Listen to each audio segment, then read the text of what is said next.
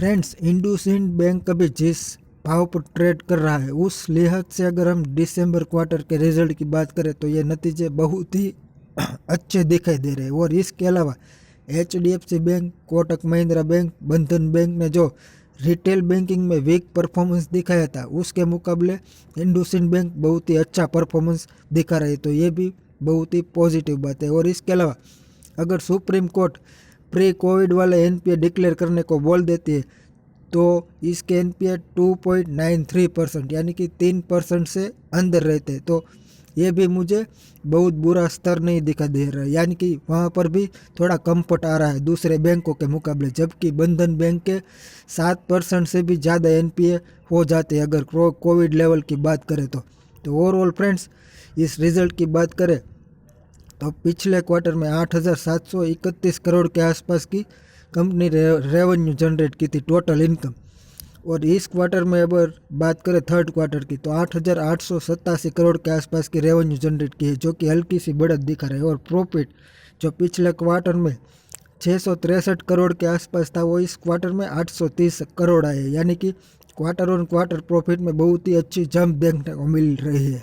और इसके अलावा साल दर साल अगर कंपेयर करें तो वहाँ से प्रॉफिट में बहुत गिरावट देखने को मिले, जो कि पिछले साल इसी क्वार्टर में 1309 करोड़ के आसपास का प्रॉफिट था। मगर फ्रेंड, इसे क्वार्टर ऑन क्वार्टर ही देखना सही रहेगा। और अगर सुप्रीम कोर्ट NPA डिक्लेयर करना कह देती है तो इसके NPA लेवल 2.93% ही होते हैं, तो यानी यहाँ पर भी थोड़ा कंफर्ट ही आ रहा है दूसरी बैंकों के मुकाबले। और इसके अगर सेगमेंट वाइज रिजल्ट की बात करें तो फ्रेंड्स, आप यहाँ देख सकते हो ट्रेजरी ऑपरेशन से कंपनी ने 1620 करोड़ की रेवेन्यू जनरेट की है, जो कि पिछले क्वार्टर में 1617 करोड़ थी। और इसके अलावा कॉरपोरेट होलसेल बैंकिंग से 2089 करोड़ की रेवेन्यू जनरेट की है, जो कि पिछले क्वार्टर से थोड़ी घटी है। मगर रिटेल बैंकिंग में बहुत ही अच्छा परफॉर्मेंस देखने को मिल रहा है और ज़्यादातर रेवेन्यू इसकी यहाँ से ही आती है। वहाँ पर कंपनी ने 5117 करोड़ के आसपास की रेवेन्यू जनरेट की है, जो कि पिछले क्वार्टर में 5051 करोड़ के आसपास थी।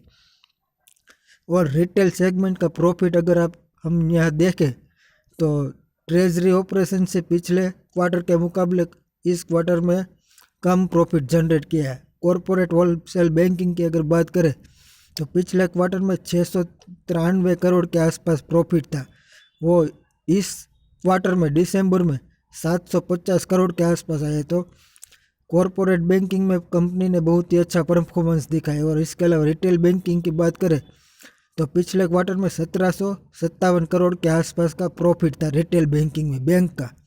और इस क्वार्टर में दिसंबर थर्ड क्वार्टर की अगर बात करें तो 1885 करोड़ का प्रॉफिट है, तो ये बहुत ही अच्छा परफॉर्मेंस है पिछले क्वार्टर के मुकाबले और अदर बैंक्स के भी मुकाबले। तो ओवरऑल फ्रेंड, ये नतीजे बहुत ही अच्छे हैं।